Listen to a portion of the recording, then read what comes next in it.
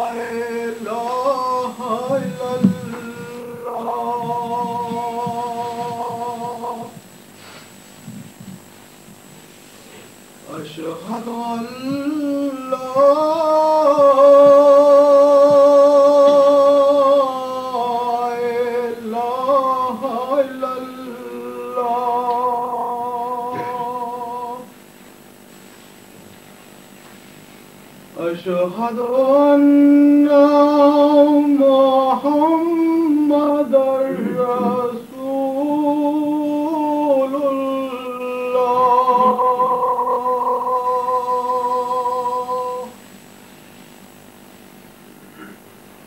أشهد أن محمدا رسول الله.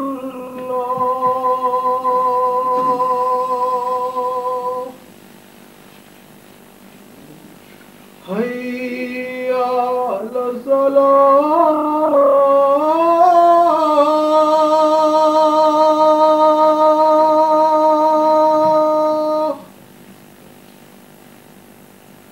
حي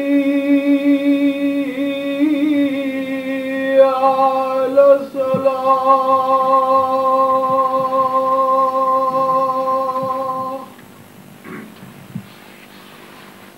حي على الفلاح.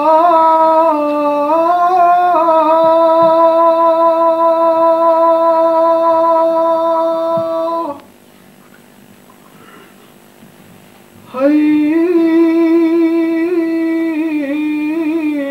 على الفلاح.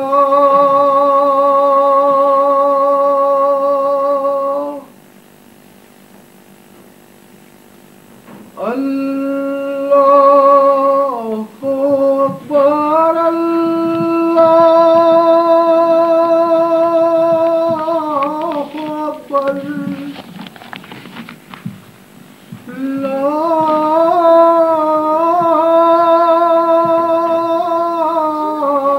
إله إلا الله.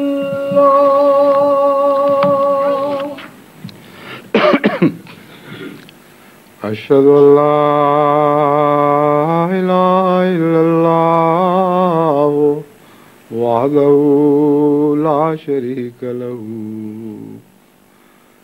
وأشهد أن محمدا عبده ورسوله. أما بعد فأعوذ بالله من الشيطان الرجيم. بسم الله الرحمن الرحيم. الحمد لله رب العالمين. الرحمن الرحيم مالك يوم الدين. إياك نعبد وإياك نستعين. اهدنا الصراط المستقيم صراط الذين أنعمت عليهم غير المغضوب عليهم ولا الضالين.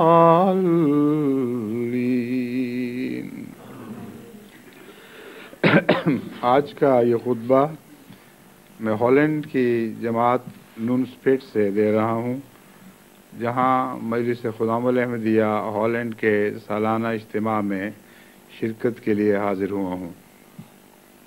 یہ خطبہ بھی حسب سابق مواصلاتی نظام کے ذریعے مختلف ممالک میں سنا جا رہا ہے۔ جاپان سے بھی حسب سابق توقع ہے کہ رابطہ مکمل ہو جائے گا، لیکن سر دست یہ رابطہ قائم نہیں ہو سکا۔ انگلستان کی ایسٹ لنڈن، ساؤتھ ہال، ہنسلوگ اور کرائڈن، لنڈن ماسک اور مینچسٹر اور جلنگم کی جماعتیں یہ خطبہ سن رہی ہیں، اسی طرح جرمنی سے بھی اور موریشس سے بھی۔ یہ نظام جو مواصلاتی رابطوں کے ذریعے قائم ہوا ہے، اس میں ہمارے لندن کے ایک مخلص دوست سعید جسوال صاحب اور ان کے بھائیوں اور ایک بہنوئی کی محنت کا بہت دخل ہے، اور یہ اپنی ٹیم لے کر آج یہاں بھی پہنچے ہیں تاکہ جن جماعتوں کو براہ راست خطبہ سننے کی عادت پڑ چکی ہے وہ ان خطبوں سے محروم نہ رہ جائیں جو اس سفر کے دوران دیے جائیں گے۔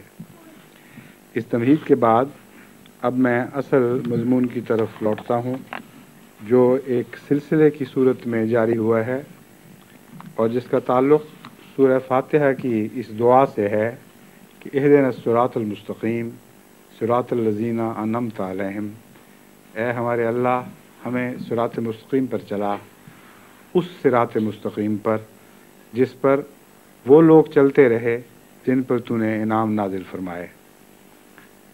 میں نے بتایا تھا کہ انعام نازل فرمانے، جن پر انعام نازل فرمائے گئے وہ دعاؤں کی بدولت اپنی مراد کو پہنچے ہیں، محض انسانی کوششوں سے کامیاب نہیں ہوئے۔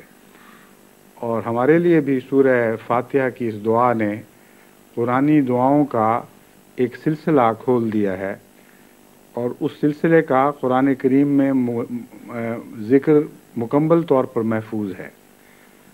صرف انبیاء ہی کی دعائیں درج نہیں، بلکہ دیگر صالحین اور خدا تعالیٰ کے پسندیدہ بندوں، مردوں اور عورتوں کی دعائیں بھی قرآن کریم میں ہمارے لیے محفوظ فرما دی گئی ہیں۔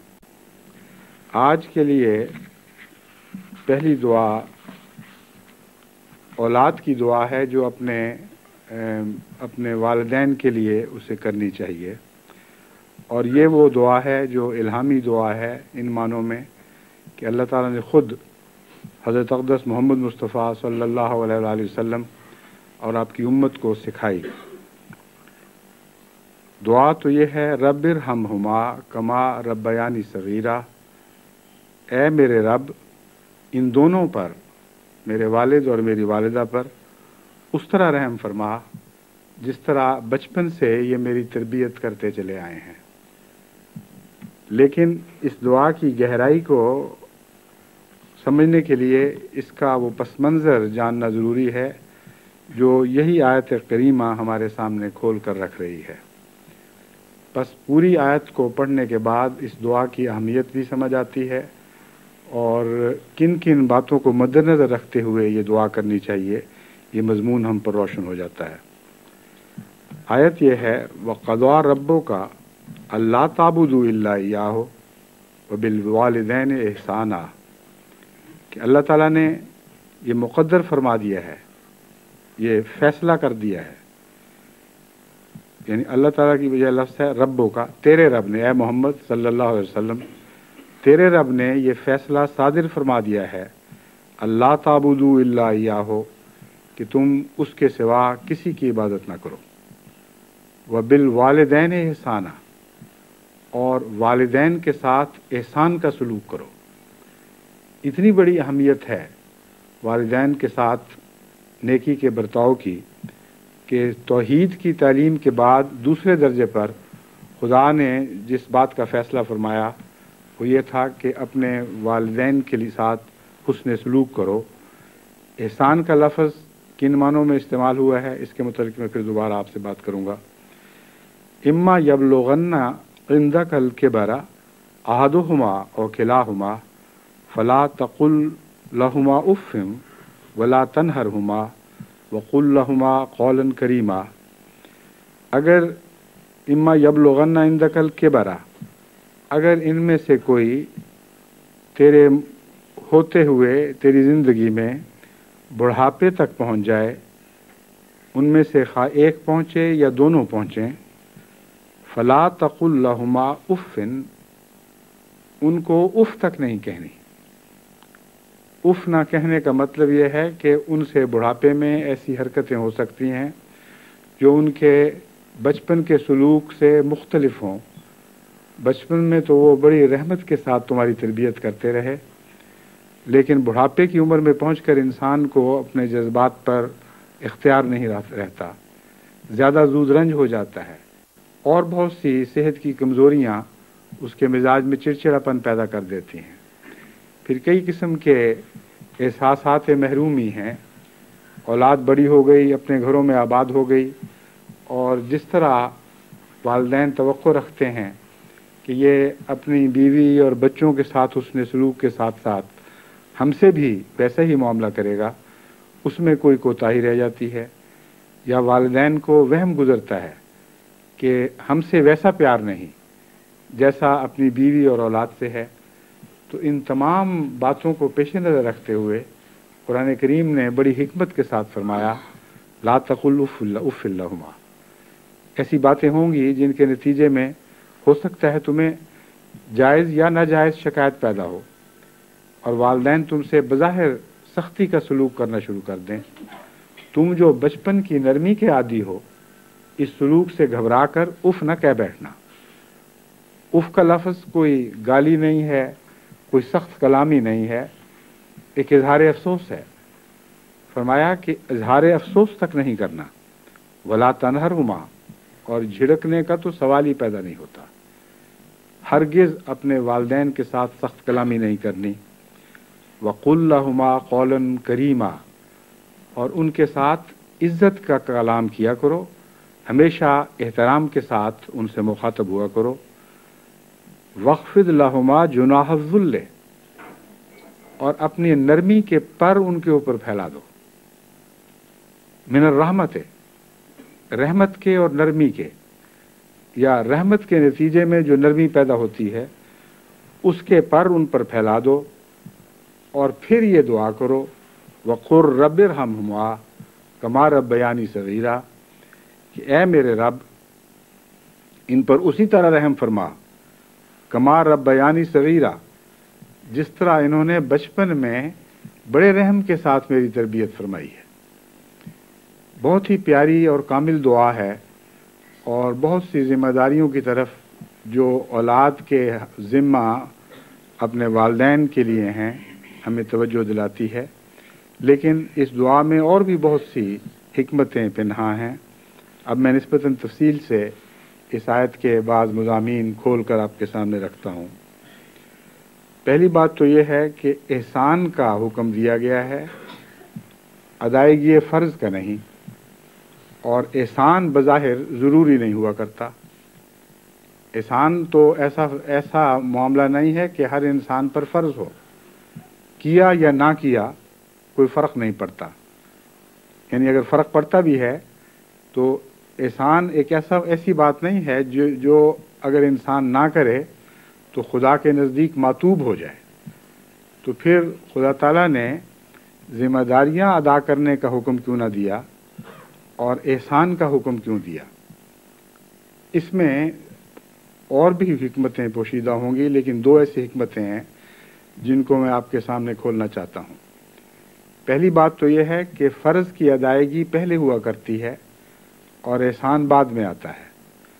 अगर फ़र्ज़ अदा ना हो तो एहसान का सवाल ही पैदा नहीं होता।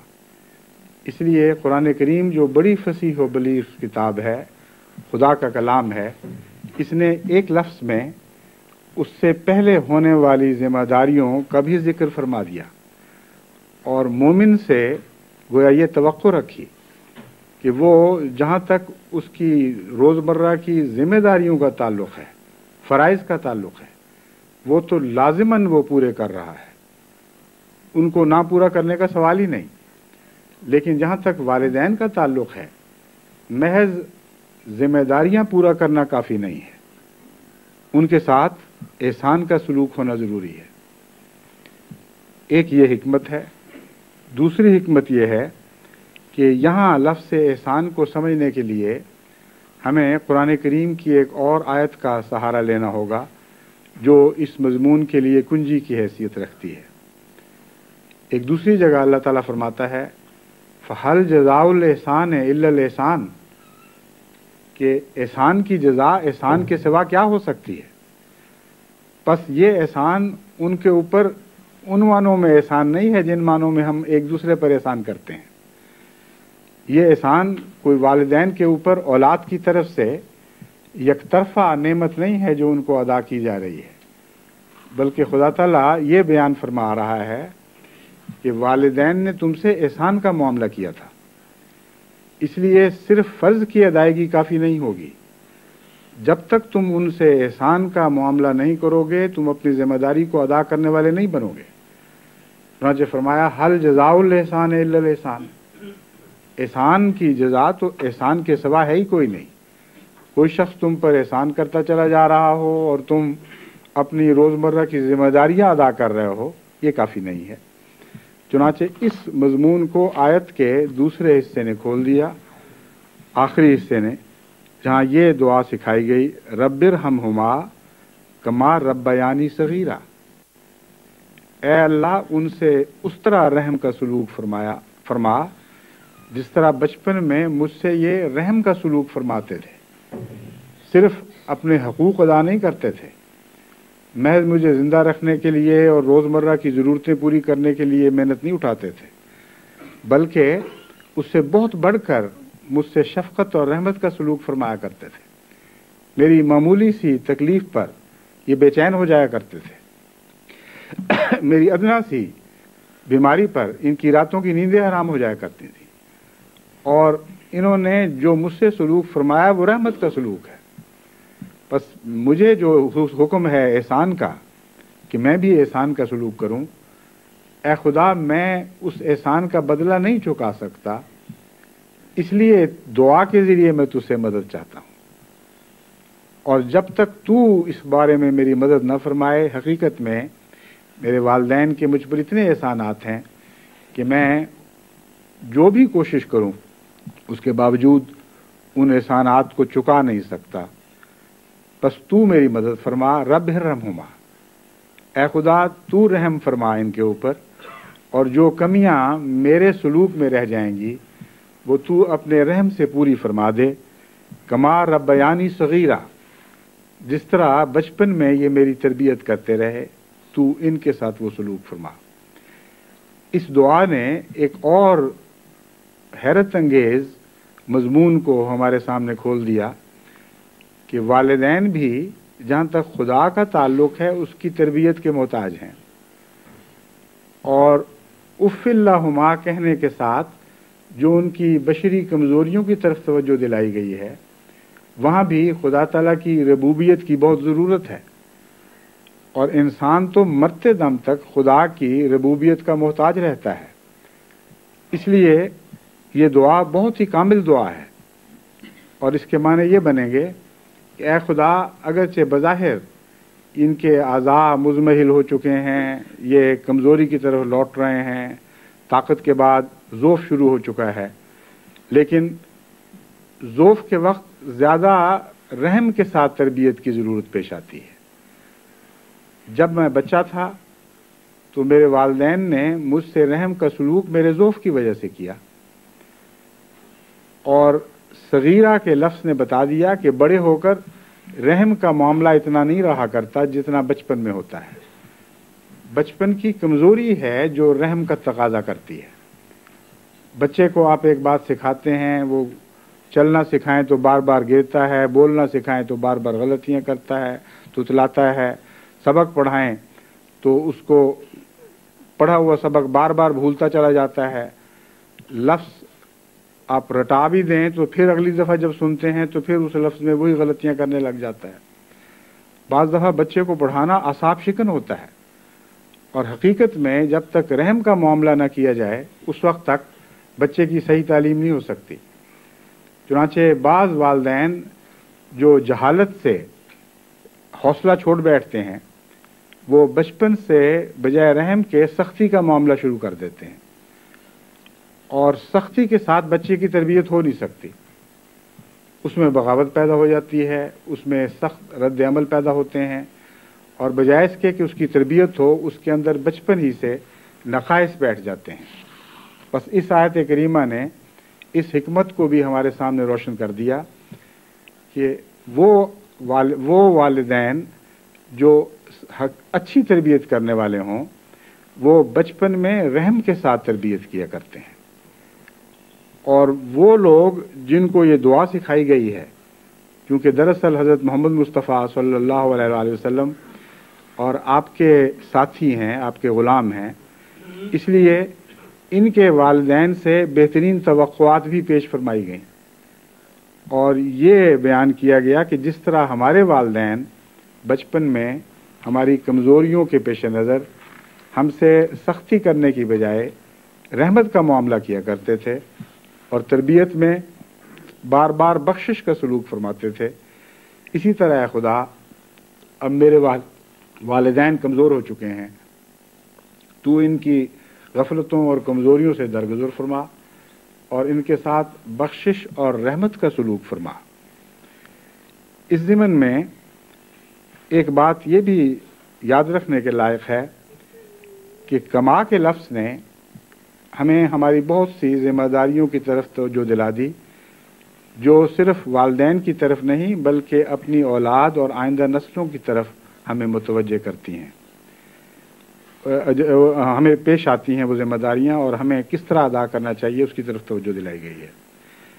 فرمایا رب ارحمہما کما ربیانی صغیرا۔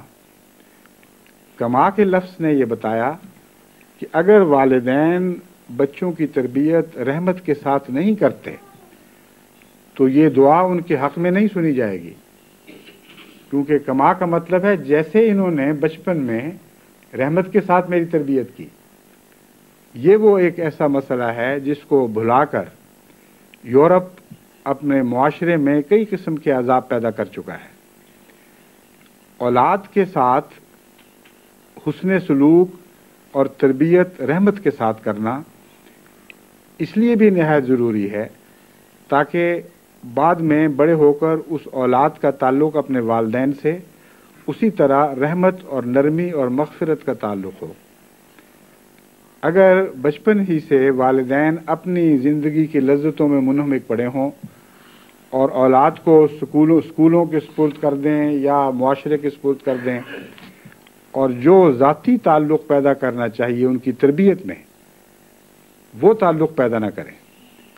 یاد رکھیں یہاں بچوں کے ساتھ پیار کا ذکر نہیں ہے۔ بچوں کے ساتھ پیار تو ہر معاشرے میں والدین کو ہوتا ہی ہے۔ فرمایا ایسا پیار جو تربیت میں استعمال ہوا ہو، ایسا پیار نہ ہو جو تربیت خراب کرنے والا پیار ہو۔ پس پیار کے متوازن ہونے کا بھی اس آیت نے ذکر فرما دیا، اور یہ بھی بتا دیا کہ وہ پیار ہی کام کا پیار ہے جس کے نتیجے میں اولاد اعلیٰ تربیت پائے۔ پس وہ والدین جو اس بات سے غافل رہتے ہیں ان کی سوسائٹیوں میں کئی قسم کی خرابیاں جگہ پکڑ جاتی ہیں، اور ان کی اولادیں جب بڑی ہوتی ہیں تو اپنے والدین کے لیے نہ احسان کی دعائیں مانگتے ہیں خدا تعالیٰ سے، نہ خود احسان کا سلوک کرتے ہیں۔ نتیجہ یہ نکلتا ہے کہ بوڑھے آدمیوں کے گھر ایسے والدین سے بھر جاتے ہیں جن کی اولادیں ان سے غافل ہو چکی ہوتی ہیں، ان کے ساتھ حسن سلوک تو درکنار، ان کی معمولی سی غفلت پر ان کو ڈانٹتے ہیں، ان سے قطع تعلقی کرتے ہیں، ان کے ساتھ بدسلوکی سے پیش آتے ہیں۔ اور جن جن معاشروں میں یہ مرض بڑھتا چلا جاتا ہے وہاں حکومت کے اخراجات بوڑھے لوگوں کے گھروں کے لیے پر زیادہ سے زیادہ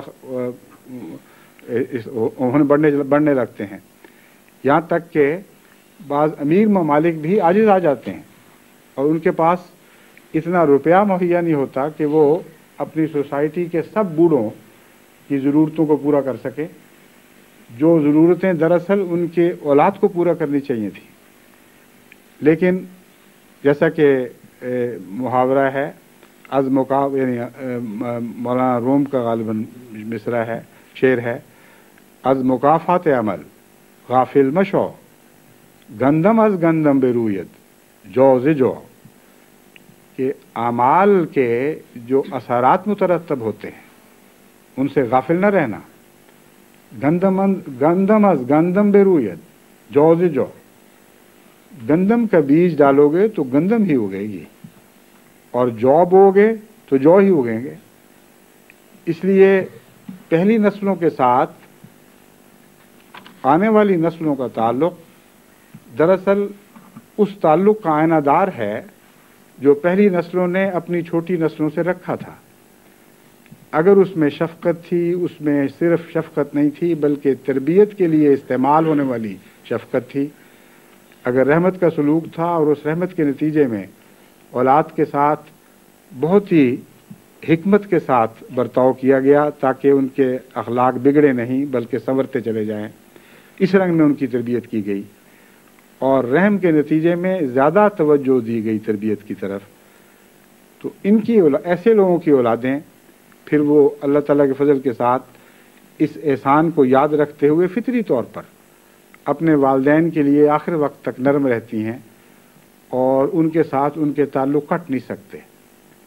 ایسی سوسائٹی میں کوئی جنریشن گیپ پیدا نہیں ہو سکتا، کیونکہ جنریشن گیپ ایک بہت ہی خطرناک اصطلاح ہے اور آج کی ترقی یافتہ دنیا کی ایجاد ہے، ورنہ قدیم سوسائٹیوں میں آج تک جنریشن گیپ کا کوئی سوال پیدا نہیں ہوتا.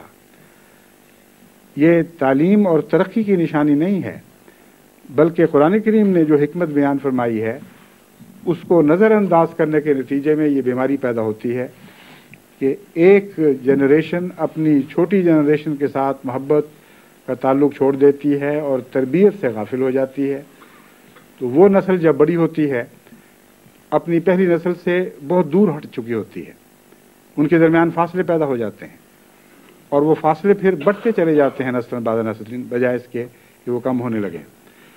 اس لیے یہ دعا جو سکھائی گئی اس کا پس منظر بھی خوب کھول کر بیان فرما دیا گیا، اور اس کا جو بیچ کا حصہ ہے وہ ہے وخفض لہما جناح الذل من الرحمت، کہ اے بچوں تم اپنے والدین کے لیے اس طرح نرمی کے پر پھیلا دو جیسے پرندے اپنے چوزوں کے اوپر اپنے چھوٹے چھوٹے بچوں کو اپنے پروں میں ڈھانپ لیتے ہیں. یہاں پر کا استعمال اس لیے کیا گیا تاکہ پرندوں کا اپنے بچوں کے ساتھ سلوک ایک تصویر کی صورت ہماری نظروں کے سامنے ابھر آئے، اور فرمایا کہ اس طرح ان کے اپنے والدین کے ساتھ پیار اور محبت کا سلوک کرو جس طرح پرندے اپنے بچوں کو پالتے ہیں، ان کی نگہداشت کرتے ہیں جو کلیتاً ان پر محتاج ہوتے ہیں. یہاں انسانوں سے ہٹ کر پرندوں کی مثال دی گئی ہے. دراصل جناح کا لفظ محاورہ ہے، ضروری نہیں کہ پر کے لیے استعمال ہو، ایک صفت کے بیان کے لیے بھی استعمال ہوتا ہے، لیکن کیوں استعمال ہوتا ہے اس کی وجہ یہ ہے کہ اس سے پرندوں کی طرف ذہن منتقل ہو جاتا ہے، کیونکہ پرندوں کے پر ہوتے ہیں اور پرندے اپنے بچوں کی بعض دفعہ اس طرح لمبے عرصے تک تربیت کرتے ہیں کہ نہ وہ دیکھ سکتے ہیں بچے، نہ سن سکتے ہیں، نہ کھا سکتے ہیں. ان کی چونچوں کو ٹھونگے مار مار کے وہ خوراک کے لیے کھلواتے ہیں، اور جب تک وہ اس لائق نہیں ہو جاتے کہ خود آزاد زندگی بسر کر سکیں اس وقت تک پرندوں کے والدین مسلسل محنت کرتے چلے جاتے ہیں. پھر اس میں ایک اور بھی حکمت ہے کہ پرندے اپنے بچوں کے لیے دونوں محنت کرتے ہیں اور صرف ماں پر نہیں چھوڑا جاتا. اور قرآن کریم نے جو ہمیں دعا سکھائی اس میں بھی اس مضمون کو کھول دیا گیا ہے. آج کل کے جدید معاشروں میں ایک یہ بھی خرابی ہے، اور ہمارے قدیم معاشروں میں بھی یہ خرابی ہے، بلکہ بعض صورتوں میں تیسری دنیا کے ممالک میں یہ خرابی तरक्की याफ्ता ममालिक से बहुत ज़्यादा पाई जाती है कि लोग समझते हैं कि माँ का काम है तरबियत करे और वालिदैन उसमें दखल नहीं देते, वालिदैन साथ मिलकर मेहनत नहीं करते और माँ पर छोड़ देते हैं, जिस तरह चाहे उनको पाले, उनका ख्याल रखे ना रखे। वालिदैन तो सिर्फ कमाने में मसरूफ़ रहते हैं और समझते हैं हमने अपना फ़र्ज़ अदा कर दिया। कुरान करीम ने जो दुआ सिखाई उसमें ये बताया, रब्बिरहम्हुमा कमा रब्बयानी सगीरा, कि ए मेरे अल्लाह इन दोनों पर उस तरह रहम फरमा जिस तरह इन दोनों ने रहम के साथ मेरी तरबियत की। यानी माँ और बाप दोनों औलाद के साथ औलाद के लिए मेहनत करने में बराबर के शरीक होने चाहिए और दोनों को अपनी जिम्मेदारियां अदा करनी चाहिए, मगर जिम्मेदारियां समझते हुए नहीं, रहम के नतीजे में और शफ़क़त के नतीजे में। बस इस दुआ को अब दोबारा वक़्फ़िज़ लहुमा जुनाह ज़ुल्ले के साथ मिलाकर पढ़े तो आपको समझ आ जाएगी कि वहाँ परिंदों की ही मिसाल दी गई है, क्योंकि जानवरों की दुनिया में सबसे ज़्यादा मिलकर औलाद की खिदमत करने में परिंदे हैं। उनके मुकाबले पर कोई किसी और जानवर की मिसाल नहीं दी जा सकती। जिस तरह परिंदे दोनों मुसलसल मेहनत करते हैं अपनी औलाद के लिए, इस तरह दूसरे जानवरों में इतनी मुकम्मल मुश्तरका मेहनत की मिसाल नहीं मिलती। घोंसला बनाने में भी में उसी तरह मेहनत कर रहे होते हैं, खुराक मुहैया करने में भी उसी तरह मेहनत कर रहे होते हैं। बाज़ दफ़ा बल्कि बसा औक़ात आधा वक्त मेल यानी मेल परिंदा, इसको नर परिंदा बैठता है और आधा वक्त अंडों पर मादा परिंदा बैठती है।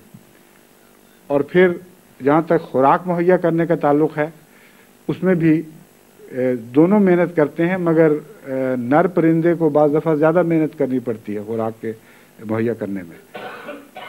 तो फरमाया ये भी हमें इस दुआ से हिकमत समझ आ गई कि सही तरबियत करने में माँ के अलावा बाप को बराबर का शरीक रहना चाहिए और जहाँ माँ और बाप मिलकर औलाद से हुस्न सलूक कर रहे हों वहाँ तलाक़ें शाज़ के तौर पर वाक़या होंगी। वो घर नहीं टूटा करते।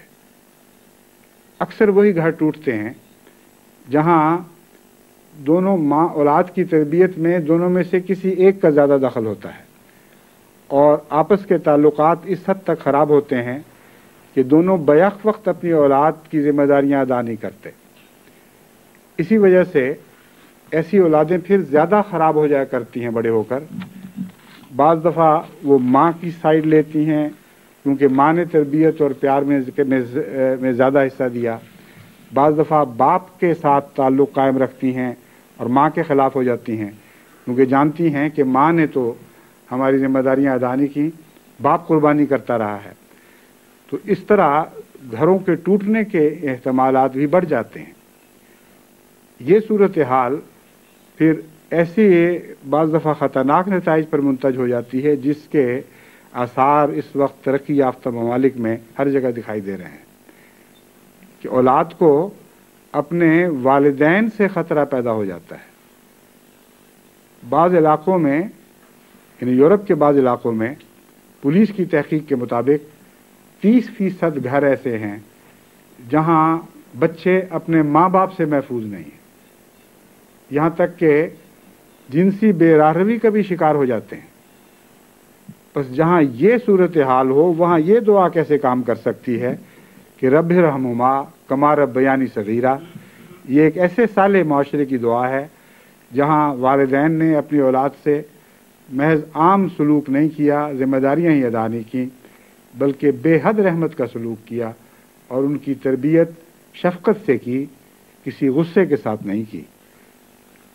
और तरबियत के लिए रहमत ज़रूरी है। याद रखें, जहाँ जल्दबाजी में इंसान गुस्से में मुब्तला हो जाता है, औलाद को मारने लग जाता है, उसको गालियाँ देने लग जाता है, वहाँ तरबियत का मज़मून गायब हो चुका होता है। वहाँ नफसानी जोश का मामला शुरू हो जाता है और नफसानी जोश से तरबियत नहीं हुआ करती। हज़रत अक़दस मसीह मऊद अलैहिस्सलातु वस्सलाम ने اسی لیے ایک صحابی پر بہت ہی خفگی کا اظہار فرمایا، جن کے متعلق اطلاع ملی تھی کہ وہ اپنی اولاد سے سختی کرتے ہیں اور مار کے ان کو ٹھیک کرنا چاہتے ہیں۔ اتنی سختی کا اظہار فرمایا کہ بہت کم میں نے حضرت مسیح موعود علیہ الصلوۃ والسلام کو اپنے صحابہ پر اس طرح ناراض ہوتے دیکھا ہے، اور بار بار اس طرف توجہ دلائی کہ تم دعا کیوں نہیں کرتے۔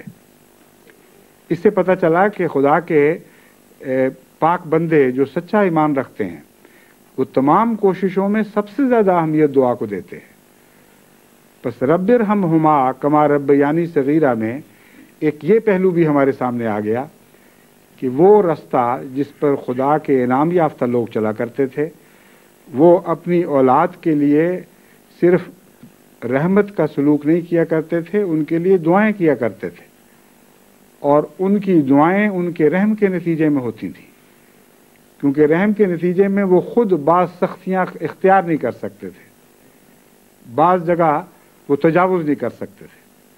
وہ سمجھتے تھے کہ اللہ تعالیٰ کا حکم نہیں ہے کہ میں یہاں زبردستی اس کو ٹھیک کر دوں، اس کے نتیجے میں ان کے دل میں درد پیدا ہوتا تھا اور دعاؤں کی طرف توجہ پیدا ہوتی تھی۔ بس وہ لوگ جو منعم علیہم ہیں، جن کو خدا نے اس رستے پر کامیابی سے چلنے کی توفیق بخشی جو انعام یافتہ لوگوں کا رستہ تھا، انہوں نے اپنی اولادوں کے لیے دعائیں بھی بہت کی۔ بس اس کے نتیجے میں خدا نے بھی جب جواباً حسن سلوک سکھایا تو اس مضمون کو دعا پر ختم کیا۔ فرمایا وہ تمہارے ساتھ حسن سلوک کرتے تھے، اس میں دعائیں بھی شامل تھیں۔ کما کے لفظ نے بتا دیا کہ دعائیں ضرور شامل تھیں، اگر دعائیں شامل نہ ہوتی تو خدا دعا سکھاتا کیوں؟ بس اس مضمون کو دعا پر ختم کرنا اس آیت کو بہت ہی زیادہ دلکشی عطا کرتا ہے، بہت ہی حسین بنا دیتا ہے۔ کیسا کامل کلام ہے۔ تربیت کے سارے امور بھی اس میں بیان ہو گئے، دونوں نسلوں کے تعلقات اس میں بیان ہو گئے، وہ خطرات بیان ہو گئے جو ہمیں درپیش آ سکتے ہیں، جن سے ہمیں متنبع کیا گیا، اور پھر یہ بتایا گیا کہ تربیت کا بہترین طریق دعا ہی ہے۔ بس جس طرح تمہارے والدین بچپن میں دعاؤں کے ذریعے تم سے اپنے رحمت کا اظہار کرتے تھے، تم بھی آخر پر خدا سے یہ دعا کیا کرنا، اور اس دعا کو حسن سلوک کے بعد رکھا ہے۔ دیکھیں، وَاخْفِضْ لَهُمَا جُنَاحَ الذُّلِّ مِنَ الرَّحْمَةِ، ان پر اپنی رحمت کے پر پھیلا دو، ان کو اپنے پروں کے نیچے لے لو۔ ساری بات بظاہر مکمل ہو گئی، پھر فرمایا نہیں مکمل ہوئی، جب تک یہ دعا ساتھ نہیں کرو گے اس وقت تک تم حقیقت میں احسان کا بدلہ احسان کے ذریعے نہیں دے سکو گے۔ پس اس دعا نے اس مضمون کو مکمل کیا۔ اس دعا کے وقت ان سب باتوں کو اگر ہم پیش نظر رکھیں تو اس دعا میں بہت گہرائی پیدا ہو جاتی ہے اور بہت عظمت پیدا ہو جاتی ہے، اور یہ دعا اگلوں کے لیے بھی مفید ہے اور گزرے ہوئوں کے لیے بھی مفید ہے، اور ہر طرف برابر اثر دکھاتی ہے۔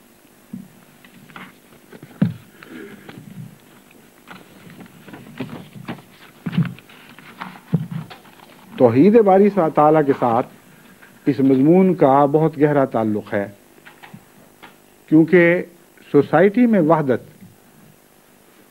توحید کے اعلیٰ قیام کے لیے ضروری ہے، اور سوسائٹی میں وحدت تبھی ممکن ہے اگر والدین کا اولاد کے ساتھ اور اولاد کا والدین کے ساتھ گہرا اٹوٹ تعلق قائم ہو چکا ہو۔ اسی کے نتیجے میں خاندان استوار ہوتے ہیں، اسی کے نتیجے میں سوسائٹی میں یکجہتی پیدا ہوتی ہے۔ جہاں خاندانی رشتے ٹوٹ جائیں، جہاں والدین اپنی اولاد سے الگ ہونے شروع ہو جائیں، وہاں سوسائٹی پارا پارا ہو کر بکھر جاتی ہے، اور ایک بکھری ہوئی منتشر سوسائٹی توحید پر قائم نہیں ہوا کرتی۔ پس وحدت کے ساتھ اس مضمون کا ایک اور بھی گہرا تعلق ہے۔ ایک تعلق تو یہ ہے کہ خدا کو اپنی توحید کے بعد سب سے زیادہ یہ چیز پیاری ہے کہ مومن احسان کا بدلہ احسان کے ساتھ دینے والا ہو، اور دوسرا تعلق یہ ہے جو میں نے بیان کیا ہے۔ اب ایک اور دعا میں آپ کو بتاتا ہوں۔ قرآن کریم میں سورہ الکہف آیت 11 میں یہ دعا بیان ہوئی ہے۔ रब्बना आतेना फिद दुनिया रब्बना आतेना मिन लदुनका रहमतन व हय्य लना मिन अमरिना रशदा, कि ए हमारे रब, हमें अपनी जनाब से, अपने हुजूर से रहमत अता फरमा, व हय्य लना मिन अमरिना रशदा, और हमारे लिए अपनी जनाब से हदायत और रुश्द के सामान पैदा फरमा दे, हमें हदायत और रुश्द अता फरमा। इस दुआ का भी एक पस मंज़र है। ये दुआ उन असहाब कहफ की दुआ है जिनके मुतल्लिक़ कुरान करीम फरमाता है कि उन पर जब दुनिया तंग हो गई, जब सतह ज़मीन पर बसना उनके लिए मुमकिन न रहा, तो बजाय इसके कि वो तौहीद से ताल्लुक़ तोड़ते, उन्होंने ज़्यादा पसंद किया कि सतह ज़मीन पर बसने की बजाय गारों में उतर जाएं और बनी नौ इंसान से छुप कर अपनी ज़िंदगी बसर करें ताकि तौहीद पर कायम रह सकें। बस इस दुआ का भी तौहीद के साथ बहुत गहरा ताल्लुक़ है। अल्लाह ताला फरमाता है वइज़ अवल फ़ित्यतु इलल काफ़े फ़क़ालू रब्बना आतिना मिन लदुनका रहमतन व हय्य लना मिन अमरिना रशदा। और याद करो उस वक्त को कि जब नौजवानों की एक जमात, फित्या से मुराद नौजवानों की जमात है, गार में दाखिल होने लगे, गारों की तरफ माइल हो गए और ये गारों में की ज़िंदगी बसर करते हुए उन्होंने दुआ की कि ऐ खुदा, दुनिया से तो अब हमें कोई रहमत की उम्मीद नहीं रही। रब्बना आतिना मिन लदुनका रहमतन में मिन लदुनका के ऊपर बहुत जोर है। मिन लदुनका का मतलब है अब अपनी जनाब से तूने जो कुछ देना है अता करना है। अगर दुनिया में कोई रहमत का दूध बाकी होता तो हमें क्या ज़रूरत थी कि इंसानों की तरह सतह ज़मीन पर बसने की बजाय हम जानवरों की तरह गारों में उतर जाते। ये ईसाइयत की पहली सदी और फिर दूसरी और तीसरी सदी के उन मुवाहिदीन का जिक्र है जिन्होंने तौहीद की खातिर अज़ीमुश्शान कुर्बानियाँ दी हैं, और ये कुर्बानियाँ उनको रोमन हुकूमत के मजालिम के मुकाबले पर भी देनी पड़ी और बाज़ ईसाई मुतासिब फ़िरक़ों के मुकाबले पर भी देनी पड़ी जो रफ्ता रफ्ता तौहीद से तस्लीफ़ की तरफ गुमराह हो चुके थे। बस उनके लिए उनका ये ज़िक्र तारीख़ी लिहाज से हर उस कौम के लिए अहमियत रखता है जिसको खुदा की राह में तकलीफ़ें पहुंचाई जाएंगी और बड़ी बड़ी आजमाइशों में डाला जाएगा। इससे पहले मैंने हज़रत यूसुफ़ की एक दुआ आपके सामने रखी थी और खुदा ताला ने फरमाया, ये बहुत ही हसीन क़िस्सा है। यूसुफ़ ने यह दुआ की कि ऐ खुदा, ये औरतें जिन लज्जतों की तरफ मुझे बुलाती हैं, रब्बिस सिजनो अहब्बु इलैया मिम्मा यदूननी इलैह, ऐ मेरे अल्लाह, मुझे कैद खाना ज़्यादा प्यारा है बजाय इसके कि मैं इनकी दावत के नतीजे में दुनियावी लज्जतों को अख्तियार कर लूँ और तेरी रज़ा को तज कर दूँ। ये उससे मिलती जुलती दुआ है। ईसाई कौम ने भी आगाज़ में खुदा की खातिर बहुत ही अज़ीमुश्शान कुर्बानियाँ दी हैं और उनकी कुर्बानियों की याद ज़िंदा रखने के लिए कुरान करीम ने हमें बताया कि उन्होंने दुनिया की सतह के मुकाबले पर गार में बसना पसंद कर लिया, गारों में बसना पसंद कर लिया, तहजीब को छोड़कर पुराने ज़मानों की तरफ लौट गए जबकि इंसान अभी मुतमद्दन नहीं हुआ था, और ये अर्ज़ किया कि ऐ खुदा, अब हमें दुनिया वालों से कोई रहमत की उम्मीद नहीं रही। आतिना मिन लदुनका रहमतन, अब तेरे सिवा कोई अता करने वाला नहीं है, तू अपनी जनाब से हमें रहमत अता फरमा। व हय्य लना मिन अमरिना रशदा, और महज अपने फ़ज़ल और रहमत के नतीजे में हमें हदायत पर कायम रखना, क्योंकि हदायत की खातिर हम ये कुर्बानी दे रहे हैं। अगर गारों में बसने के बावजूद हम हदायत से खाली हो गए या दोबारा गुमराह हो गए तो हमारी ये कुर्बानियाँ ज़ाया जाएंगी। जमात अहमदिया के हालात पर यह दुआ बहुत सादिक आती है, इसलिए ख़ुसूसियत के साथ پہلے مسیح کے ماننے والوں کی قربانیوں کو یاد رکھتے ہوئے اب اپنے لیے وہی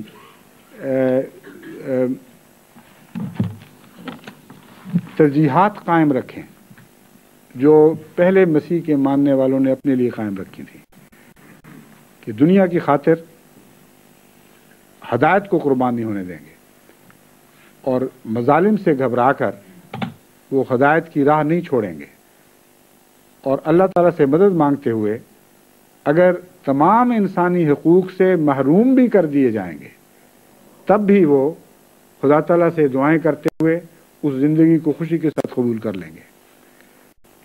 اس لیے مجھے اس کا خیال آیا کہ بعض پاکستان میں تکلیفیں اٹھانے والے احمدی مجھے شکایت کے خط لکھ دیتے ہیں کہ ہماری ترقیات رک گئیں، بچے لکھ دیتے ہیں کہ تعلیم کے معاملے میں ہم سے برا سلوک ہو رہا ہے، ہمارے حقوق ادا نہیں کیے جا رہے، اور وہ یہ نہیں سوچتے کہ یہ تو مسیح محمدی کو ماننے والے ہیں، اور مسیح موسوی کی قوم نے کتنی عظیم الشان قربانیاں دی تھیں اور کتنے ثبات قدم کے ساتھ ان قربانیوں پر قائم رہے تھے، اور کچھ بھی پرواہ نہیں کی تھی کہ ان کو انسانی حقوق سے کس حد تک محروم کیا جاتا ہے، اور قرآن کریم فرماتا ہے اس حد تک محروم کر دیا گیا کہ سطح زمین پر بسنا ان کے لیے ممکن نہیں رہا، انسانوں والی زندگی بسر کرنا ان کے لیے ممکن نہیں رہا۔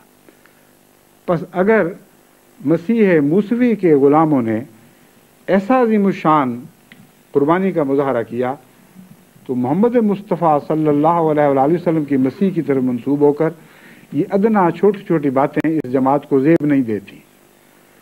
دشمن جو چاہتا ہے کر گزرے، جب تک چاہتا ہے کر اپنے مظالم پر اصرار کرتا چلا جائے، مگر یہ دعا مانگتے ہوئے اگر جماعت احمدیہ خدا تعالیٰ سے صبر مانگے گی اور رحمت مانگے گی تو انشاءاللہ ان کے حوصلے کبھی ناکام نہیں ہوں گے اور ہمیشہ اللہ تعالیٰ ان کے حوصلوں کے سر بلند رکھے گا۔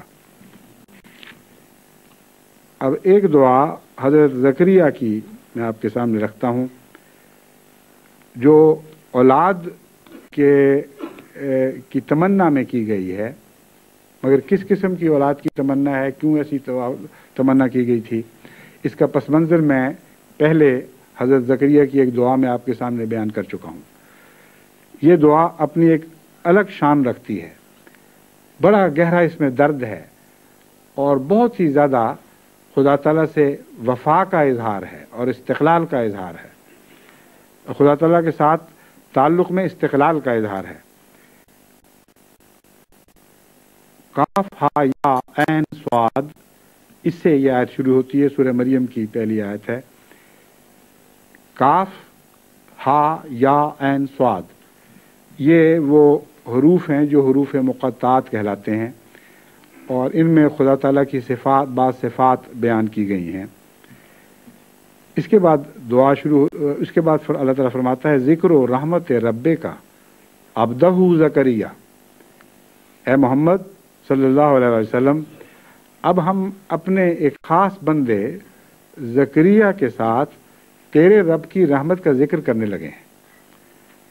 جب کوئی خاص اہم بات ہو تو تمہیداً اس سے پہلے متوجہ کیا جاتا ہے کہ دیکھو دیکھو اب بہت عظیم الشان ذکر ہونے والا ہے، تو اس طرح قرآن کریم نے اس آیت کا اس مضمون کا عنوان باندھا ہے۔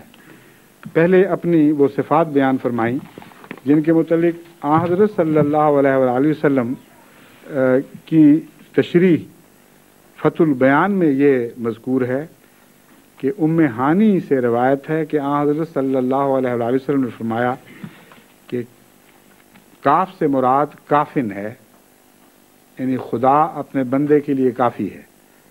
الیس اللہ بکافن عبدہ میں یہی لفظ سے کافن پایا جاتا ہے، کیا خدا اپنے بندے کے لیے کافی نہیں، جس کی انگوٹھیاں احمدی اکثر پہنے پھرتے ہیں۔ تو پہلی بات تو کاف ہے کہ خدا سے مایوس ہونے کا کیا سوال ہے، کیا وہ اپنے بندے کے لیے کافی نہیں؟ پھر ہے سے مراد ہادن ہے، یعنی ہدایت دینے والا، وہی ہے جو اپنے بندے کو ہدایت پر قائم رکھے تو رکھے، ورنہ انسان اپنی طاقت سے ہدایت پر قائم نہیں رہ سکتا۔ یا کا لفظ مخاطب کا ہے کہ اے خدا جو کافی ہے اور ہادی ہے، اور عین سے مراد عالم یا علیم، اور صاد سے مراد صادق ہے۔ عالم ان معنوں میں کہ وہ، یعنی اس لیے اس موقع پر اس کا استعمال ہوا ہے کہ خدا تعالیٰ بہتر جانتا ہے کہ کسی کے لیے کوئی اولاد مفید ہے یا نہیں ہے، کیوں اولاد عطا فرماتا ہے، کیوں نہیں کرتا، اولاد عطا نہیں فرماتا۔ اور صادق ان معنوں میں کہ اگر وہ وعدہ کر لے تو وہ ضرور پورا ہوتا ہے، خواہ بظاہر اولاد کے پیدا ہونے کا کوئی امکان بھی باقی نہ ہو۔ بس ان صفات الہی کے ذکر کے بعد فرمایا اب ہم تجھ سے اپنے ایک بہت ہی پیارے بندے زکریا کے ساتھ اپنے حسن سلوک کا ذکر کرتے ہیں۔ اذ نادى ربہ ندان خفیہ، اس نے ہلکی ہلکی آواز میں، جس طرح ایک آدمی کراہتا ہے اور گلے سے اور منہ سے دردناک سی آوازیں نکلتی ہیں، وہ بظاہر دوسرے آدمی کو پوری طرح سمجھ میں نہیں آتی، لیکن یہ اندازہ ہو جاتا ہے کہ بہت ہی کوئی دردناک بات ہو رہی ہے۔ تو اس حالت میں حضرت زکریا نے خدا سے ایک دعا مانگی، اپنے رب سے ایک دعا مانگی، وہ یہ تھی، قال رب انی وہن العظم منی واشتعل الراس شیبہ ولم اکن بدعائک رب شقیا۔ اے میرے اللہ، میری ہڈیاں نرم پڑ چکی ہیں اور بڑھاپا میرے سر پر غالب آ گیا ہے، اور اس طرح وہ بھڑک اٹھا ہے جس طرح آگ روشن ہو جاتی ہے، اس طرح سفیدی سے میرا سر روشن ہو گیا ہے۔ وَلَمْ أَكُنْ بِدُعَائِكَ رَبِّ شَقِيًّا، اے اللہ میری وفا کو دیکھ کہ اب تک میں اپنی دعا سے جو میں تیرے حضور کر رہا ہوں مایوس نہیں ہوا۔ کتنی عظیم الشان دعا ہے۔ ایک بوڑھا آدمی جس کی ہڈیاں گل گئی ہوں، جس میں پوری طرح کھڑے ہونے کی طاقت نہ رہی ہو، اس کے بال سفید ہو چکے ہیں، اور صرف یہی نہیں بلکہ دوسری جگہ فرماتا ہے اللہ تعالیٰ کہ یہیں آگے جا کے فرماتا ہے وَإِنِّي خِفْتُ الْمَوَالِيَ مِنْ وَرَائِي وَكَانَتِ امْرَأَتِي عَاقِرًا فَهَبْ لِي مِن لَّدُنكَ وَلِيًّا۔ اے خدا، صرف میں ہی کمزور نہیں ہوں، میری بیوی بھی بانجھ ہے، اس میں بھی کوئی جان نہیں ہے بچہ دینے کی۔ کتنا عظیم توکل ہے کہ اس کی کوئی مثال دنیا میں کہیں آپ کو دکھائی نہیں دے گی۔ ایسی ایسی عظیم دعائیں اللہ تعالیٰ نے قرآن کریم میں ہمارے لیے محفوظ کی ہیں کہ اہدنا الصراط المستقیم کی دعا مانگنے کے لیے تو موجیں ہو گئی ہیں۔ جتنا مشکل رستہ ہے اتنا ہی آسان ہو جاتا ہے جب ہم انعام پانے والوں کی دعاؤں کا ذکر قرآن کریم میں پڑھتے ہیں اور یہ دیکھتے ہیں کہ وہ رستے آسان ہوئے کیسے تھے۔ تو اب سنیے، اللہ تعالیٰ فرماتا ہے کہ میرے اس بندے نے مجھ سے یہ دعا کی، میری ہڈیاں نرم پڑ چکی ہیں، میرا سر سفیدی سے بھڑک اٹھا ہے، وَلَمْ أَكُنْ بِدُعَائِكَ رَبِّ شَقِيًّا، اے اللہ آج تک میں تجھ سے تیری رحمت سے مایوس نہیں ہوا۔ وَإِنِّي خِفْتُ الْمَوَالِيَ مِنْ وَرَائِي، میں اپنے بعد اپنے شریکے سے ڈر رہا ہوں کہ وہ پتہ نہیں ہم لوگوں سے کیا سلوک کریں گے۔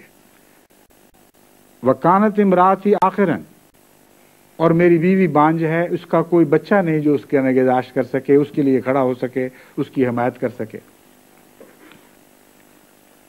یہ تنہا اس دنیا میں رہ جائے گی۔ فَهَبْ لِي مِن لَّدُنكَ وَلِيًّا، مجھے اپنی جناب سے کوئی ولی، کوئی دوست عطا فرما۔ اور ولی کی دعا نے اس کی نیکی کی دعا بھی ساتھ ہی مانگ دی، کیونکہ بد اولاد نیک لوگوں کی ولی نہیں ہوا کرتی۔ کیسی فصاحت و بلاغت ہے حضرت زکریا کی دعا! واقعی یہ تو کہتے ہیں سنہری حرفوں سے لکھنے کے لائق، مگر سنہری حرف کیا چیز ہیں؟ جس دعا کو خدا نے اپنے کلام میں محفوظ کر لیا، اس سے زیادہ روشن اور کوئی چیز، کوئی روشنائی اس کو ہمیشہ کے لیے قائم نہیں رکھ سکتی۔ پھر کہا یرثنی و یرث من آل یعقوب، کہ میں ایسی دعا چاہتا ہوں جو میرا اور آل یعقوب کا ورثہ پائے، اور یہ ورثہ نیکیوں کا ورثہ تھا، کوئی دنیاوی دولتوں کا ورثہ نہیں تھا۔ وَاجْعَلْهُ رَبِّ رَضِيًّا، اور ایسا اس کو بنا جس سے تو راضی ہو جا۔ اور جیسا کہ یہ دعا ہے، ظاہر ہے کہ یہ دعا یوں لگتا ہے کہ نامقبول ہو ہی نہیں سکتی. جس طرح اس کا مضمون اٹھایا گیا ہے، جس طرح اس کا آغاز کیا گیا ہے، پڑھتے پڑھتے انسان کا دل یقین میں ڈوب جاتا ہے. انسان کا دل بے اختیار گواہی دینے لگتا ہے کہ ناممکن ہے کہ خدا تعالیٰ اس دعا کو نامنظور فرما دے. چنانچہ اس کے بعد یہ نہیں فرمایا کہ پھر اللہ تعالیٰ نے اس کی دعا سن لی، بلکہ بے ساختہ جواب دیا ہے، یا زکریا انا نبشرک بغلام.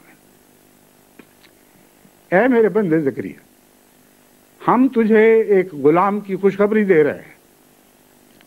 اسمہ یحییٰ، اس کا نام یحییٰ ہوگا. لم نجعل لہ من قبل سمیہ، اس نام کی کوئی مثال اس سے پہلے دکھائی نہیں دیتی. کبھی دنیا میں کبھی کسی نے اپنے بیٹے کا یہ نام نہیں رکھا جو آج ہم تمہیں دے رہے ہیں. پس یہ ایک غیر معمولی بیٹا ہوگا اور بے مثال، جیسا کہ خود ہوگا ویسے ہی اس کا نام ہوگا. اسمہ یحییٰ، اور اس کا نام یحییٰ ہے. اب یحییٰ نام کا تو مطلب ہے زندہ رہنے والا. یحییٰ نام کیوں رکھا گیا؟ حقیقت یہ ہے کہ اس میں ان کی شہادت کی بھی خوشخبری تھی. حضرت یحییٰ شہید ہوئے ہیں، اور شہداء کے متعلق اللہ تعالیٰ کی گواہی ہے کہ وہ زندہ ہیں، اور لفظ حی ان کے اوپر اطلاق پاتا ہے. تم ان کو بے وقوفی سے مردہ سمجھ رہے ہو، لیکن وہ ہمیشہ کی زندگی پانے والے ہیں. پس اللہ تعالیٰ نے بعض حکمتوں کے پیش نظر حضرت زکریا کو جو اولاد سے محروم رکھا تھا، ان حکمتوں کے پیش نظر ہی حضرت عیسیٰ علیہ الصلوۃ والسلام کو بھی اولاد سے محروم رکھا گیا. اور ان حکمتوں کا تقاضا یہ تھا کہ یہ سلسلہ آگے نہ چلے، کیونکہ یہ سلسلہ تبدیل ہونے والا تھا. اس لیے اللہ تعالیٰ نے ان حکمتوں کو تبدیل تو نہیں فرمایا، لیکن دعا کو پھر بھی قبول فرما لیا. اور حضرت یحییٰ کے متعلق فرمایا کہ وہ زندہ رہے گا. یہاں زندگی کی یہ خوشخبری ہے کہ جب تک تو رہے گا تو اسے زندہ دیکھے گا، جب تک تیری بیوی زندہ رہے گی وہ اس کو زندہ دیکھے گی، اور تم دونوں کو اس بچے کی طرف سے کوئی دکھ نہیں پہنچے گا. تم دونوں کی آنکھیں ٹھنڈی رہیں گی. بعد میں ہم اسے وہ ہمیشگی کی زندگی عطا کریں گے جو شہادت کے ذریعے عطا ہوتی ہے. بس دعاؤں پر اگر آپ غور کریں جو قرآن کریم میں محفوظ کی گئی ہیں تو عظیم الشان حکمتوں کے سمندر ہیں جو کوزوں میں بند کیے گئے ہیں. اور دعائیں قبول کیوں ہوتی ہیں اور کس وجہ سے ہوتی ہیں، وہ تمام باتیں، وہ مصلحتیں بھی ان دعاؤں کے اندر مضمر ہیں، چھپی ہوئی ہیں بظاہر نظر سے، لیکن اگر آپ غور کریں تو آپ کو سمجھ آ سکتی ہے. بس وہ والدین جو اپنے لیے ایسی اولاد کی دعا کرتے ہیں کہ جو محض ایک طبی تقاضے کی دعا ہوا کرتی ہے کہ ہمیں بیٹا دے، ہمیں بیٹا دے، ہمیں بیٹا دے. کیوں دے؟ اس سے کوئی بحث نہیں ان کو ہوتی. نیک ہو یا بد ہو، اس سے ان کو کوئی بحث نہیں ہوتی. وہ تو اپنے طبی تقاضے کی وجہ سے بس اس تمنا میں مر رہے ہوتے ہیں کہ ہم بے اولاد مرے جاتے ہیں. مگر اللہ تعالیٰ نے جن انبیاء کی دعائیں ہمارے لیے محفوظ رکھی ہیں، جن بزرگ خواتین کی دعائیں ہمارے لیے محفوظ فرمائی ہیں، وہاں ہمیشہ ایسی اولاد کی تمنا کی گئی ہے جو نیک ہو، جو خدا والی ہو، جو بزرگوں کے ولی بننے کی اہلیت رکھتی ہو، اور جو اپنے بزرگ والدین کی نیکیاں ورثے میں پانے والی ہو. بس احمدیوں کو بھی جو اولاد کی نعمت سے محروم ہیں، اسی جذبے کے پیش نظر اسی سنت کے مطابق دعائیں کرنی چاہیے اور ہمیشہ نیک اولاد کی دعا کرنی چاہیے. حضرت مسیح موعود علیہ الصلوۃ والسلام فرماتے ہیں اس کے سوا جو اولاد کی دعائیں سب مردود اور دنیا کے قصے ہیں، ان کی کوئی بھی حیثیت نہیں ہے.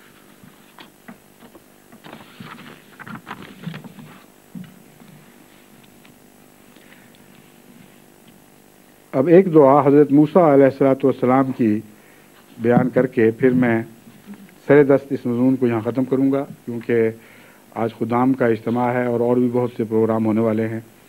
باقی مضمون انشاءاللہ بعد میں جاری رہے گا. حضرت موسیٰ کی یہ دعا قرآن کریم میں مذکور ہے، قال رب اشرح لی صدری، اے میرے اللہ میرا سینہ کھول دے، اے میرے رب میرا سینہ کھول دے، ویسر لی امری، اور جو فریضہ تو نے مجھ پر عائد فرمایا ہے اسے آسان کر دے۔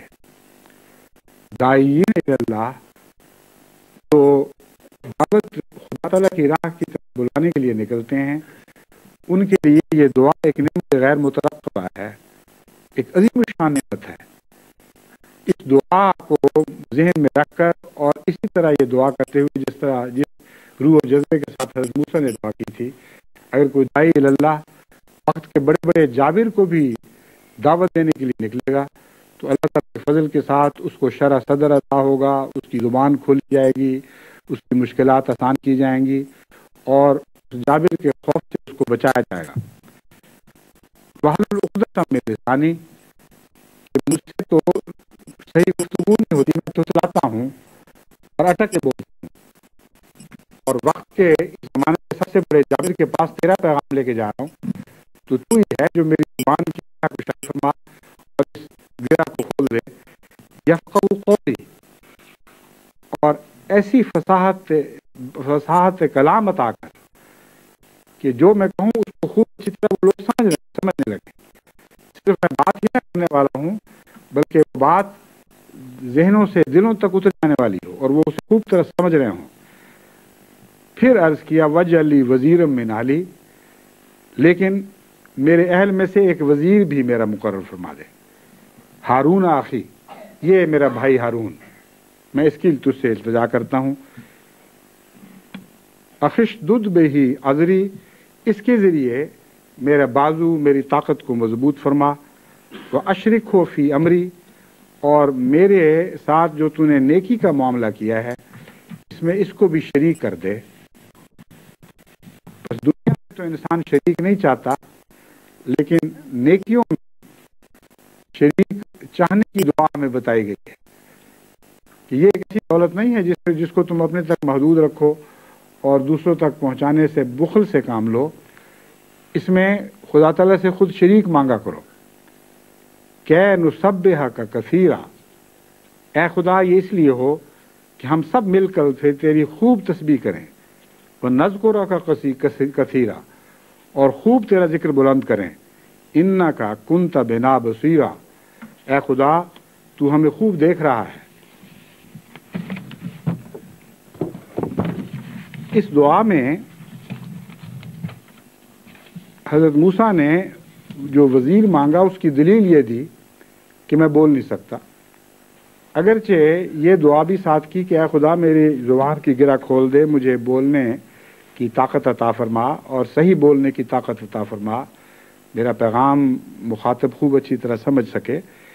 اس کے باوجود اپنا ایک وزیر مانگا کیونکہ دل میں پوری طرح اطمینان نہیں تھا کہ میں اس حق کو ادا کر سکوں گا کہ نہیں۔ اللہ تعالیٰ نے دونوں دعائیں قبول کر لیں، وزیر تو بنا دیا، لیکن اللہ تعالیٰ جانتا تھا کہ ضرورت اس کی کوئی نہیں ہے، اور بڑا دلچسپ مضمون پیدا ہوا۔ چنانچہ اللہ تعالیٰ فرماتا ہے کہ جب ہم نے حکم دیا تو موسیٰ کی دعا کے نتیجے میں دونوں کو حکم دیا، کہا اذهبا الی فرعون انہ طغی، اے موسیٰ اور اے موسیٰ کے بھائی تم دونوں فرعون کی طرف جاؤ، اس نے بہت ہی سرکشی سے کام لیا ہے۔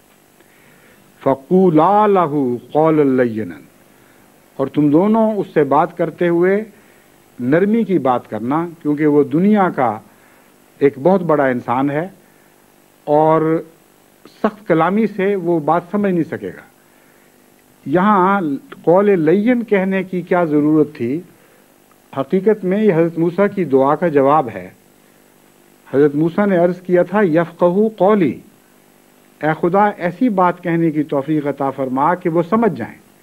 بس قول لین کسی فرعون کے روب کی وجہ سے نہیں ہے، اس کے خوف کی وجہ سے نہیں ہے، بلکہ انسانی فطرت کا یہ راز کھولا جا رہا ہے کہ جب تم بڑے آدمیوں سے بات کرو، اگر تم اکڑ کے بات کرو گے اور یہ سمجھتے ہوئے کہ تم خدا کے نمائندہ ہو، تمہیں کوئی ضرورت نہیں ہے نرمی کی، تو بات تو تم کر لو گے، اللہ تمہیں بچا بھی سکتا ہے، لیکن وہ بات سمجھیں گے نہیں۔ پھر ایسے دنیا دار لوگ جو دنیا کی بڑائیوں کے نتیجے میں اپنے آپ کو بہت اونچا سمجھ رہے ہوتے ہیں، وہ نرم بات سننے کے عادی ہوتی ہیں، نرمی کی بات ان پر اثر کر سکتی ہے، سخت بات اور اونچی بات سے وہ اور زیادہ بھڑک اٹھتے ہیں اور بدک جاتے ہیں۔ پس یہ دعا دراصل قول لینا کی نصیحت یفقہ قولی کی دعا کی استجابت کا ایک نشان ہے، اسی کے نتیجے میں یہ ہدایت فرمائی گئی ہے۔ لعلہ یتذکر او یخشی، اس طرح ایک صورت پیدا ہو سکتی ہے کہ شاید وہ نصیحت پکڑے یا شاید خدا کا خوف اختیار کرے۔ جب یہ دونوں پہنچے تو دیکھیں یہاں ہر جگہ دونوں کو حکم دیا گیا ہے تثنیہ کے صیغے سے۔ فرعون دونوں کی طرف متوجہ نہیں ہوا، موسیٰ کو مخاطب ہو کر اس نے کہا فمر ربکما یا موسیٰ، اے موسیٰ تو بتا کہ تم دونوں کا رب کون ہے۔ فرعون بھی سمجھ گیا تھا کہ ہیں یہ دونوں ہی نمائندہ، مگر بڑا نمائندہ یہ ہے اس لیے میں اسی کو مخاطب ہوں گا۔ اس کے بعد ساری گفتگو فرعون حضرت موسیٰ نے کی ہے، حضرت ہارون ایک لفظ نہیں بولے۔ قال ربنا الذی اعطى كل شيء خلقه ثم هدى، موسیٰ نے جواب دیا، دونوں نے جواب نہیں دیا۔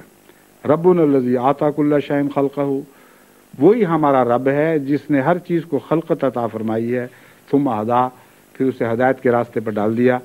بس دیکھیں کس لطافت اور باریکی کے ساتھ ساری دعا قبول ہوئی ہے۔ اللہ تعالیٰ جانتا تھا کہ موسیٰ کو طاقت عطا کی جائے گی اور اسے کسی وزیر کی ضرورت نہیں ہوگی، مگر چونکہ اس بندے سے اپنے اس عاجز بندے سے خدا کو بہت پیار تھا اور اس نے نیکی میں ایک شریک مانگا تھا، اس لیے خدا نے وہ دعا بھی قبول کر لی اور واحلل عقدۃ من لسانی والی دعا بھی قبول کر لی، شرح صدر بھی عطا فرما دیا۔ اور سارے قرآن کریم میں جہاں بھی فرعون کے ساتھ مکالمے کا ذکر ہے وہاں ہر جگہ آپ صرف حضرت موسیٰ کو بات کرتے ہوئے سنیں گے، اور کہیں بھی حضرت ہارون کا کوئی ذکر فرعون سے گفتگو کرنے میں موجود نہیں۔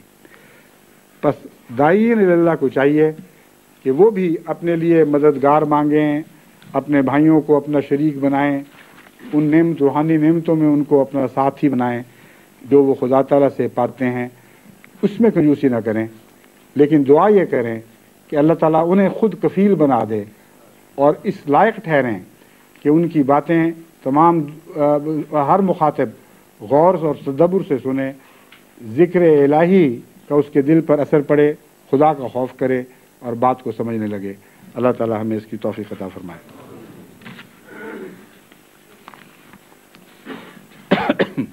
آگے انشاءاللہ یہ مضمون جاری رہے گا آئندہ جمعے میں، لیکن خطبہ ختم کرنے سے پہلے میں ایک اور دعا کی بھی تحریک کرنا چاہتا ہوں۔ جاپان کی جماعت ماشاءاللہ باوجود بہت چھوٹی جماعت ہونے کے اور درمیانے درجے کی مالی لحاظ سے ہونے کے باوجود قربانیوں میں بہت نمایاں ہو چکی ہے۔ ایک تو یہ دعا کریں کہ اللہ تعالیٰ ان کی قربانیوں کی استطاعت بڑھائے اور استقامت عطا فرمائے، اور یہ وقتی قربانیاں نہ ہوں بلکہ دن بدن آگے بڑھنے والی ہوں، اور جس طرح وہ قربانیاں کرتے ہیں اس سے بہت زیادہ اللہ تعالیٰ اپنی جناب سے ان کی استطاعت بڑھاتا چلا جائے۔ خصوصیت کے ساتھ اس لیے یہ توجہ پیدا ہوئی کہ جب میں جاپان گیا تو اگرچہ وہاں ہمارے 2 مشن ہیں لیکن باقاعدہ مسجد نہیں ہے، اور مسجد کے لیے زمین خریدنا ہی بہت مشکل کام ہے۔ ایک تو جگہ نہیں ملتی آسانی سے، دوسرے بہت مہنگی زمینیں ہیں، اور جماعت چھوٹی سی ہے، اس میں یہ طاقت نہیں ہے کہ اتنی بڑی مسجد اتنی جگہ خرید سکے۔ چنانچہ ابھی آنے سے پہلے مجھے جماعت جاپان کی مجلس شورا کے فیصلے پہنچے ہیں، ان میں انہوں نے بڑی ہمت کے ساتھ یہ فیصلہ کیا ہے کہ ہم خالصتاً اپنی طاقت سے کام لیتے ہوئے، خود کفیل ہوتے ہوئے آئندہ 3 سال کے اندر جاپان میں پہلی احمدیہ مسجد بنائیں گے، اور پہلے سال کے لیے انہوں نے 3 لاکھ پاؤنڈز کا وعدہ کیا ہے، اگلے سال کے لیے 3 لاکھ پاؤنڈز کا، اس سے اگلے سال کے لیے 3 لاکھ پاؤنڈز کا، اور جو حساب کیا گیا ہے اس کی روح سے فی احمدی 200 पाउंड महीना बनता है। और आप में से जिन लोगों ने मकान खरीदे हुए हैं सोसाइटीज़ वगैरह से, वो सालाना 500-600 पाउंड कुछ सूद में कुछ कीमत में अदा करते हैं। उनको पता है कितना मुश्किल काम है, लेकिन चूंकि ज़ाती घर है इसलिए लोग बड़ी बड़ी दिक्कतें बर्दाश्त करते हैं और सख्त हालात में भी वो किस्तें अदा करते चले जाते हैं। ये जापान की छोटी सी जमात ने एक अजीब मिसाल कायम की है कि खुदा के घर के लिए सारी जमात ने औसतन 200 पाउंड महीने के चंदे की जिम्मेदारी कबूल कर ली है और उन्होंने अहद किया है कि जिस तरह भी हो हम इंशाअल्लाह आइंदा 3 साल में पहली बाकायदा मस्जिद जापान में बनाकर छोड़ेंगे। तो दुआ करें अल्लाह ताला उनको इस अज़्म को पूरा करने की भी तौफीक अता फरमाए, उनकी इस्तिताअत बढ़ाए, उनके हौसले बुलंद रखे, उनको अपनी नेकियों पर हमेशा कायम रहने की तौफीक बख्शे और जितना वो खुदा की राह में खर्च करते हैं उससे बहुत ज़्यादा गैब से उनको अता करता चला जाए।